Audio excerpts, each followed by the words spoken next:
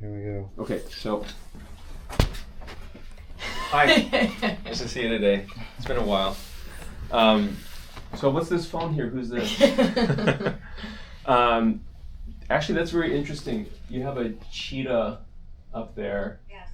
And Dan's living in the forest, at least on the upper body today. Welcome to the jungle, baby. There you go.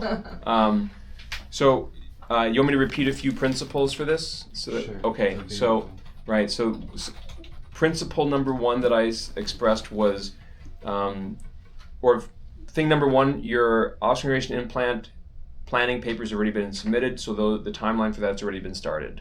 Okay.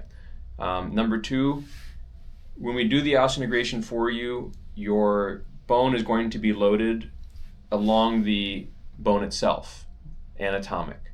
So a few results of that are expected.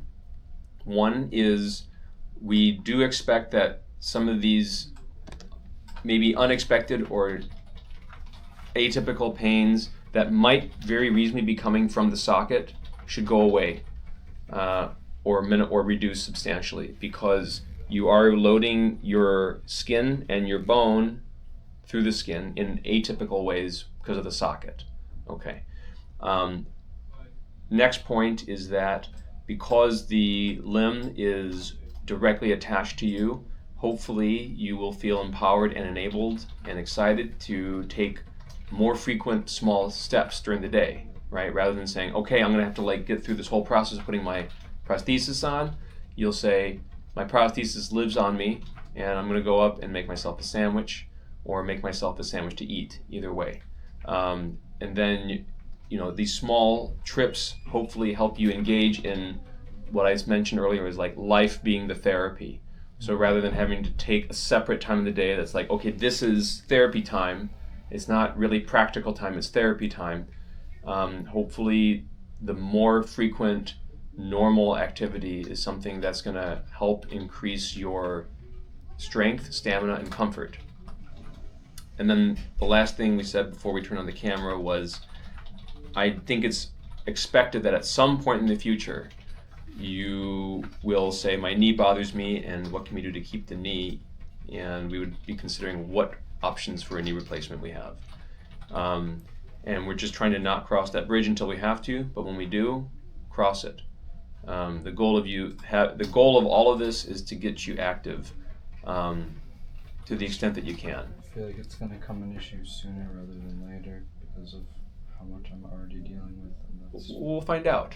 We'll get the implant in you, we'll see how that goes, and then I expect that shortly afterwards you'll feel the knee may be sore because you're active in various ways. Number one, different, meaning the torque on your leg is different because the leg is different. And number two, if you indeed start taking a lot more steps, then you may have some discomfort through there. But discomfort we can manage with things like injection and other stuff for a while. And hey, if you need a knee replacement, we'll see what we can do. This is Challenge City. that leads into some of the questions that I brought up when I was sending you a portal message. Uh-huh. Well, you talking about steps and daily life being therapy. I've been doing school for the past year since I've just randomly had a lot more free time to not be a mechanic. Right. And decided to take prerequisite classes for nursing, and then applied on a whim for a nursing program, got accepted, and now we're talking about osteo and this time frame before then and then after then. But I got accepted to this program that starts in the fall. I guess Like August or so? I guess you know what I'm You're trying to how would you go to school with this happening? What am I looking at timeline wise before surgery, and then timeline after surgery, Right. And then before, So I'll have to, I don't remember when I submitted your request. It's not on the top of my mind. I can look at it. Let me see if I have it on my phone. I might be able to kind of guess at times from there.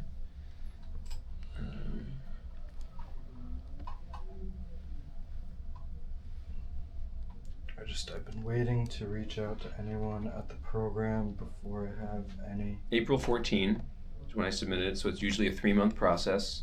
So ideally, we can get that in mid-July. I'm happy to do the surgery like as soon as it's here. If we're lucky, they can provide it sooner. I mean, they're pretty efficient at it these days. Maybe we get it 2.5 months instead of 3. I don't know. I don't want to build false goals, but I have no reason to delay anything once we have it. Okay. So what's your recovery after that? Surgery occurs on a single day. One surgery, you would then stay in the hospital for 2 or 3 nights, and then you'd go home.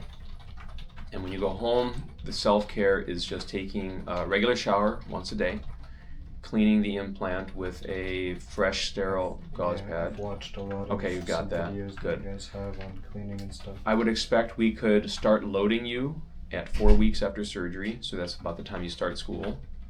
And then that's like progressive loading each day, and then about a month after that, so 2 months, you would fit with the prosthesis. So I guess I'm wondering if it's my best bet to try to defer school due to medical reasons. I think it would be better, because this is a big step in your life. Because I certainly am not going to be able to do it without it with my overheating issue.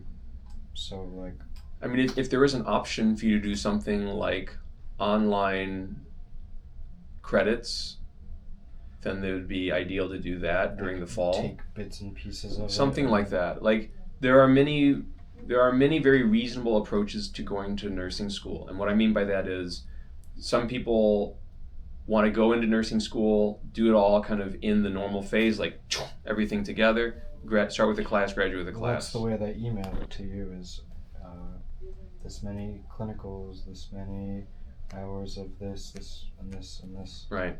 Because that's normal. You start with a cohort, you have classmates and all that kind of stuff, and you feel part of the group, and you move through as a group, and you graduate as a group. That's very nice.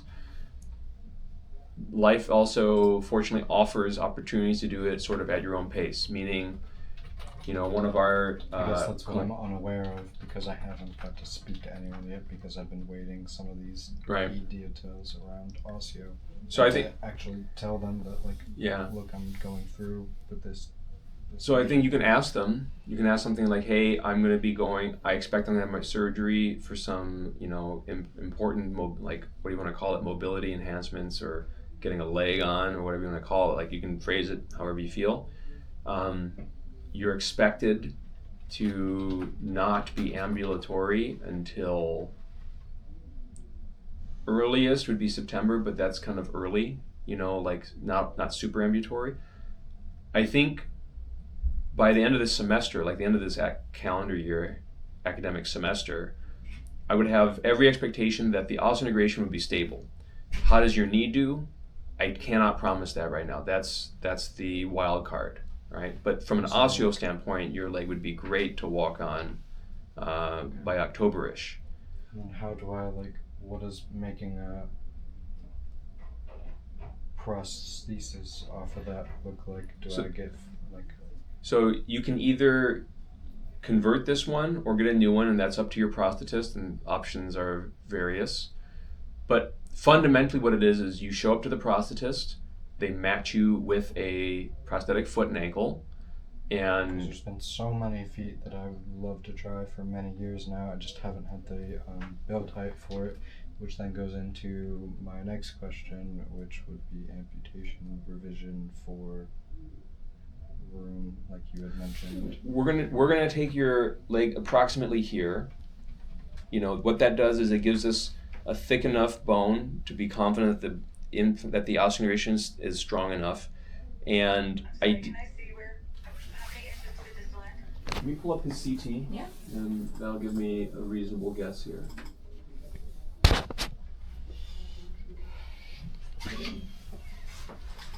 Yeah.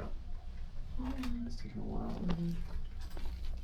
Oh, that's ready. Did it freeze? Yeah, we're just gonna. Okay. Start over. Okay. We'll pull it up in a second. The goal, I mean, but the planning is so that it can accommodate pretty much any foot and ankle that you'd want. That was the primary goal, so that you can do that kind of thing. Because ideally it would be cool to have like different feet for different things, which I've never got to experience. Right. So the answer to that part of the experience is coming down to insurance and coverage. So my understanding is that you get one prosthesis per unit of time. I think it's like a year at a time. There is I don't know the exact code law, but there's that thing that's been going around for a few years now. But that's also involved in the sense that for osteo, although you can use any extremity you'd like, the converter is only one at a time, meaning it's attached to the limb. So the interface from the end of the implant from your body to then attach to any standard prosthetic, it's only one at a time, and that's attached to the prosthesis. So by one at a time, what do I mean is that in the bundle of stuff that you get as a surgical package, meaning you get an implant that's in your body, you get an adapter that's attached to that, the insurance covers a foot. This is a so-called bundle of items, meaning you get one of all of those things. You do not get two The adapters. second end that connects is That's what right. you're saying? Right. So you can purchase that on your own. Sure. I don't know the exact cost. You have the freedom to do that, and on top of that, I don't know if then your insurance will cover an additional foot in the same time period. You may have to pay out of pocket for that. Well, that's what I was referring to by that. One thing? That law is some states have already passed that law where some insurances cover multiple feet in the calendar year, but a lot of states have not passed it yet. Right. But then there's also like pay out of pocket and whatever. Right. So the details of that are again slightly different because you're an osteo patient. So they may cover your different feet, but they may not cover an additional adapter. Mhm. So you may still have to pay for that adapter because the surgical inclusion bundle is for that adapter. Like imagine a USB A to C adapter, I right? understand. So that's again because there's progress and then there's insurance, and progress is going to lead insurance.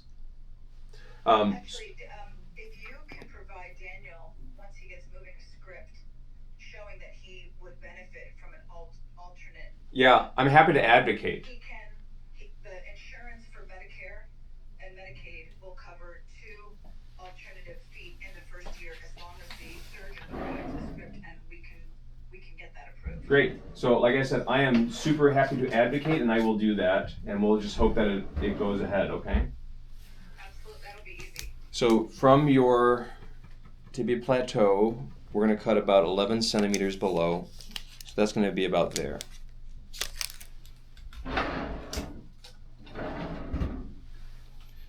More or less there is where the end of the bone is going to be, and then the end of the implant outside your body is going to be about there. Okay? Now, what are things like new sensations or phantom pains or nerve pains or anything like that? So during your surgery, I'm going to try to minimize the chance of nerve pain or phantom pain by putting a muscle piece over the end of the nerve that we have to cut in order to do your amputation. We've been pretty darn successful at avoiding nerve pain after surgery. So hopefully you're part of that group, which is almost everybody that has very little or no nerve pain. Other sensation that you may have, or you will have, are because the osseointegration is linked to your skeleton rather than through multiple layers of socketing, you will feel more connected to the ground. So if you imagine like trying to scrape a pencil lead against the tabletop, you can feel the bumps in the tabletop much better than if you scraped your finger in like 10 layers of gloves across the the tabletop. Sure. So you will feel the impact and the coarseness and the responsiveness of the ground much better than in that. You won't feel things like if it's hot or cold, wet. You will feel what's the mechanical interface.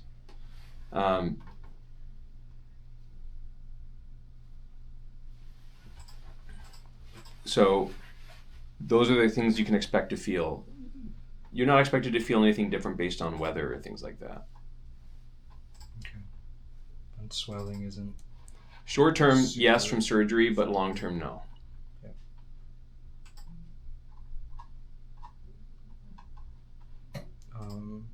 What is the, like, how does the loading protocol work afterwards Right. with my local physical therapist? You can do it at home. You can do it with your therapist. It's very simple. All you do is we provide you with a temporary rubber end cover of the adapter. You just clip it on each day, and you're literally going to get a stool that puts it at the right height for you, and you're going to lean onto that stool and that scale to start at 25 pounds, and you're just going to kind of like lean on and off that stool, okay? And then each day you're going to go up 5 pounds. So I recommend trying to do it for about 5 minutes at a time, about an hour every hour you're awake, just to kind of get yourself up and out of the bed and doing stuff each day. And that's it, and you go 5 pounds a day until you get to full body weight. And then you get the prosthesis attached. Does that look the same for people of every stature and Yeah, weight? I mean, obviously everyone's a little bit different, but 4 weeks, what is 4 weeks? That's 30-ish times 5, 150, 175 pounds. So most people in the 200 and below range are getting to full body weight in four-ish weeks. And if people are substantially more, then it's like another 2 weeks. So that would be another 70 pounds. And so that's like people up in the 300 pound range. And there's not that many people that we have that are above 300 pounds. And the other people we delay 6 weeks are if their bone is poor quality, it just feels poor quality. But although you're you're a partial amputee and you're not using the leg a lot, you're a young enough guy that I don't think that's going to be a reason that we delay anything. So I think you're going to be 4 weeks to start loading, and then another 4 weeks to get the leg attached. So like 2 months, I'm anticipating we get the leg attached to you. And like, what do you start at weight wise? 25 pounds. Oh, you start. Yeah. And then 5 apiece. Okay. And I would already have to have. We give you the rubber footy. It's with you when you leave the hospital. Right, and then when the end of the loading phase, I would already have to have something made. Your prosthetist, these feet and ankles and pylons, they're off the shelf. Yeah. So they would have that, and they just need to do a little bit of alignment difference to check and match it with the adapter. That's like you go in for an hour or two, and then they kind of measure and that kind of stuff. And you may have to do that for a couple, once a week for a couple weeks or so until they kind of dial it in the way you like it. But once you kind of get normalized and familiar with it, then that's that. Well, that's much easier than doing socket fittings. Yeah. I had more questions, but they're escaping me. Do you have questions? Doesn't matter because it's, within reason. If you gain 300 pounds, your skin will sag enough that it's a big deal. But, the normal stuff of like 5, 10, 15 pounds either way is nothing. Well, I'm planning on losing. That'd be great. 20 plus pounds. Lose it. Put on No problem. Since my lengthening. It won't interfere at all. But I haven't been making an effort to, because then I'll have to keep readjusting that. Yeah, I think you're 2 months away from osteo and not needing that again. So I think live the healthy life that you want to lead, and in the meantime, add some more socks when you use it. If I start talking to whoever I need to talk to at the school about potential. An admissions counselor, probably. Yeah. If they need anything. I can always write a letter that from you're you. expected to have the surgery in July, and it's expected to be 3 months until you're ready to 3-4 months until you're ready to walk, and therefore it makes a lot of sense for you to either begin in a spring semester or a subsequent academic year. It just, part of it is really awesome and part of it is really bad, because right now I have scholarship money that I've been awarded for this year. Usually, you mean, well, is it from the school? School and state. I'll tell you this, man. And if I defer, and then also if I So what? raise my income because now I'm mobile and I can like work, then they're gonna recalculate, and then I'm gonna lose my. Basically, I do something good for myself, and then I lose my opportunity to have some. So what you should do is ask for a discussion with an admissions counselor and possibly also a financial counselor, and you should discuss these options. It would be surprising to me if they took away your scholarship. They're not going to take away your scholarship because you're more mobile. If you make more money, that's a decision you make, right? Like that's not anything to do with how mobile you are. In an odd way to say it, you can always choose to be unemployed, right? In that way, right? America the Beautiful, you can choose to be unemployed. But for what it's worth, like from a financial standpoint, you walking better is not going to directly impact your financials. If your scholarships or other things are tied to you starting this semester, I think they're tied to the year that they were granted. So then you should talk to the financial counselor. In the 2027 year, then the 2026 awards. So another option that's very reasonable in my mind is you start school, you tell them ahead of time. I mean, look, I don't know if they're necessarily for profit, but they make money by having students in the school. So you can say, I'm planning a surgery to give myself a better leg.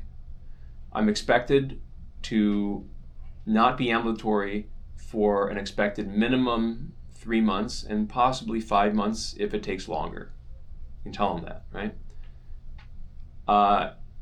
And you say, I don't have to be at the doctor and I don't have to go to physical therapy every day, but I will not be able to walk consistently for these period of time. And then you can say, I also have this scholarship that has to be initiated within this calendar year, I guess is what you're saying to me. I believe that's right, so you need to review that and etc. And then you say to them, they've had many students who've had many scenarios before. They're becoming parents, they're losing their job, they're starting their job, all these, like they've had a lot of students. And you say, I want to do this school. I also want to help myself walk as soon as I can. What are some options that you can offer me? And they will have hopefully several. And I don't know what those are going to be, but some of them may include, as long as you commit now, then the money's guaranteed within a certain amount of time. I don't know, that may be an option. Option 2, you can start now, and after the first semester, then we delay you, and your money will be given in due time at that. And so we could do your surgery at Christmas time. Another option is you could say, they may say, you start now, and then you declare medical leave. I'm also worried about starting without doing the osteo because I don't think I'm going to be able to. So that's my point is you ask them, so you ask them and you're like, hey, I can't walk for expected 3 months. And they say, don't worry about it. Have all the schools online anyway the first semester or classroom. You could take it online or whatever. Like in med school, a lot of the classes the first year are not in the hospital and they're kind of choosing if you want to go to class or not, except for a few times. It wouldn't be unreasonable if nursing school is like that. I don't know. You need to talk to them about that. I gave you the information that you need to actually act on this, which is that, right? So I expect that earliest is mid-July that I can do this for you. I'm willing to do this for you as soon, if it shows up tomorrow, I'll do it for you next week, right? My expectation is that you're in the hospital for 3 days, that you're non-weight bearing for 1 month, that you're loading for 1 month, and then you fit the prosthesis, and then you start walking at your capacity, which is usually physical therapy once or twice a week for someone like you for 2 weeks to 4 weeks, and then you kind of feel good enough to do it, okay? I can do the surgery later, no problem. Once we have the implant, we can push it off, no problem. Everything's already here and available, and financials are covered from all that. We just push it off later, no problem. I can adjust, no problem, right? So you can kind of see what the options are with the school, and I'm happy to adjust. The only thing I cannot do is do the surgery before it's here. Everything else I can adjust. Yeah. Okay. Cool? Yeah, I think so. Great, man. Don't forget to turn the camera off. Or turn it on. Or turn it on. Okay. So next time I contact you from my side is going to be when we get the implant, which I expect is like mid-July. Yeah. Okay. I'll reach out if any other arise. Do you mind, since you're here, can I get a video of you putting your prosthesis on and taking a walk? Yeah. Great. I would also not